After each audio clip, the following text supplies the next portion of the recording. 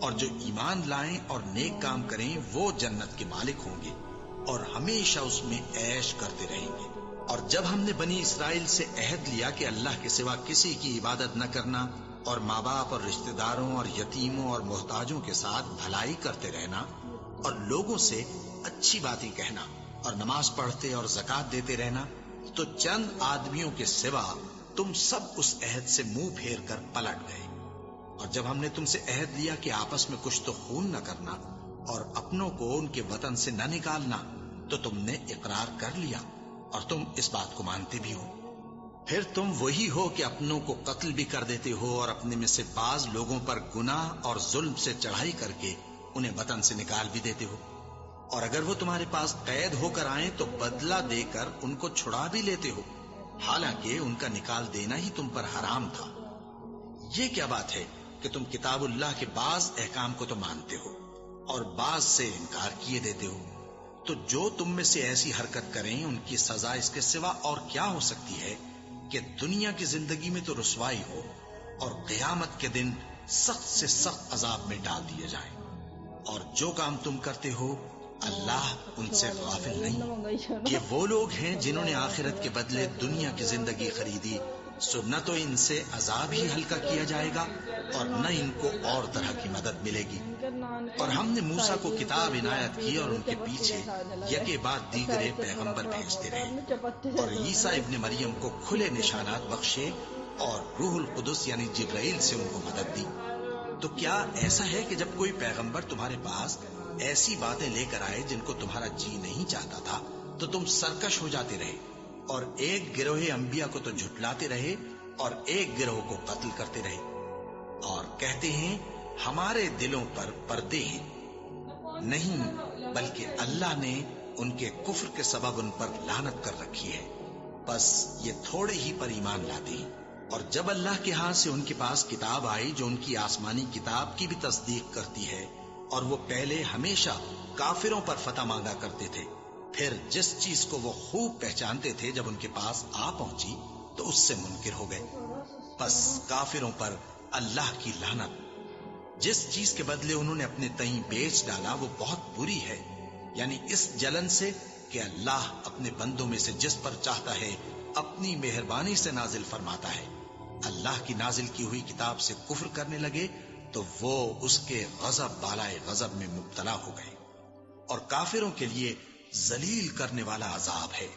اور جب ان سے کہا جاتا ہے کہ جو کتاب اللہ نے اب نازل فرمائی ہے اس کو مانو، تو کہتے ہیں کہ جو کتاب ہم پر پہلے نازل ہو چکی ہے ہم تو اسی کو مانتے ہیں، یعنی یہ اس کے سوا اور کتاب کو نہیں مانتے، حالانکہ وہ سراسر سچی ہے اور جو ان کی آسمانی کتاب ہے اس کی بھی تصدیق کرتی ہے۔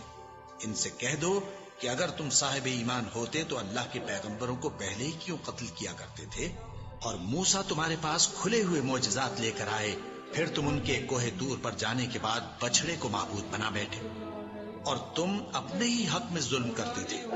اور جب ہم نے تم لوگوں سے پختہ عہد لیا اور کوہ طور کو تم پر چاہیے تھی نا جب دوبارہ پاپا کے لیے چائے بنا جو دی تھی۔ کتاب ہم نے تم کو دی ہے اس کو زور سے پکڑو اور جو تمہیں حکم ہوتا ہے اس کو سنو۔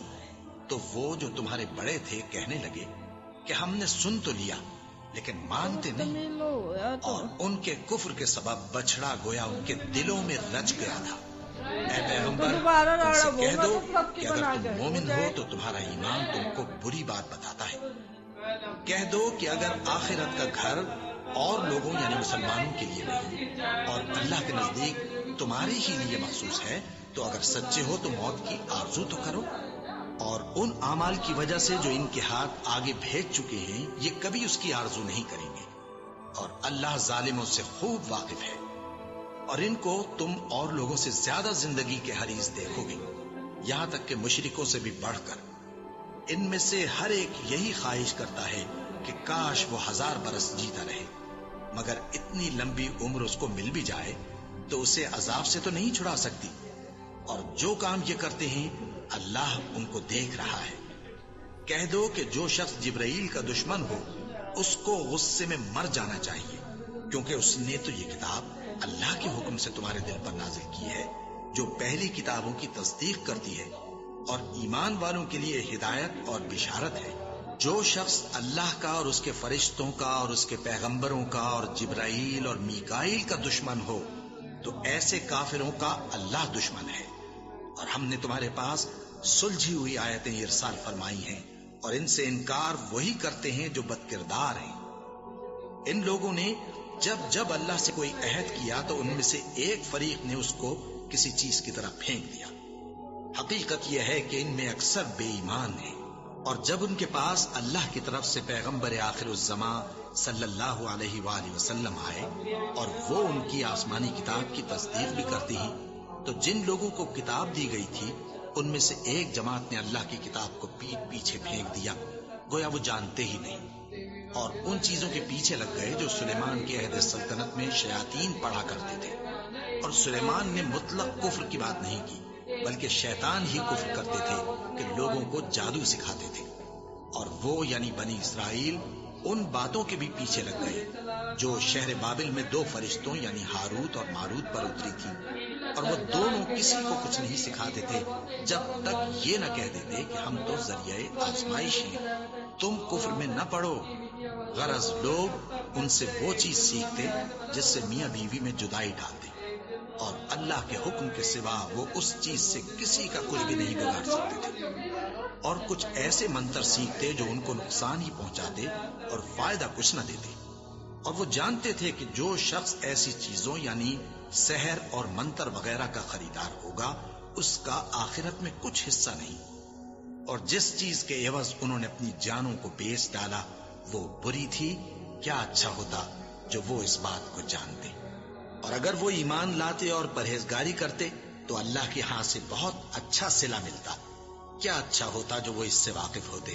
اے اہل ایمان، گفتگو کے وقت پیغمبر صلی اللہ علیہ وآلہ وسلم سے راعنا نہ کہا کرو، انظرنا کہا کرو، اور خوب سن رکھو. اور کافروں کے لیے دکھ دینے والا عذاب ہے. جو لوگ کافر ہیں، اہل کتاب یا مشرک، وہ اس بات کو پسند نہیں کرتے کہ تم لوگوں پر تمہارے پروردگار کی طرف سے خیر و برکت نازل ہو. اور اللہ تو جس کو چاہتا ہے اپنی رحمت کے ساتھ خاص کر لیتا ہے، اور اللہ بڑے فضل کا مالک ہے. ہم جس آیت کو منسوخ کر دیتے یا اسے فراموش کرا دیتے ہیں تو اس سے بہتر یا ویسی ہی اور آیت بھیج دیتی ہیں. کیا تم نہیں جانتے کہ اللہ ہر بات پر قادر ہے؟ کیا تمہیں معلوم نہیں کہ آسمانوں اور زمین کی سلطنت اللہ ہی کی ہے، اور اللہ کے سوا تمہارا کوئی دوست اور مددگار نہیں. مسلمانوں، کیا تم یہ چاہتے ہو کہ اپنے پیغمبر صلی اللہ علیہ وآلہ وسلم سے اسی طرح کے سوال کرو جس طرح کے سوال پہلے موسیٰ سے کیے گئے تھے؟ اور جس شخص نے ایمان چھوڑ کر اس کے بدلے کفر لیا تو یقیناً وہ سیدھے رستے سے بھٹک گیا. بہت سے اہل کتاب اپنے دل کی جلن سے یہ چاہتے ہیں کہ ایمان لا چکنے کے بعد تم کو پھر کافر بنا دیں، حالانکہ ان پر حق ظاہر ہو چکا ہے. تو تم معاف کر دو اور درگزر کرو یہاں تک کہ اللہ اپنا دوسرا حکم بھیجے. بے شک اللہ ہر بات پر قادر ہے. اور نماز ادا کرتے رہو اور زکوٰۃ دیتے رہو، اور جو بھلائی اپنے لیے آگے بھیج رکھو گے اس کو اللہ کے ہاں پالو گے. کچھ شک نہیں کہ اللہ تمہارے سب کاموں کو دیکھ رہا ہے. اور یہودی اور عیسائی کہتے ہیں کہ یہودیوں اور عیسائیوں کے سوا کوئی بہشت میں نہیں جانے گا. یہ ان لوگوں کے خیالات باطل ہیں. اے پیغمبر، ان سے کہہ دو کہ اگر سچے ہو تو دلیل پیش کرو. ہاں، کیوں نہیں؟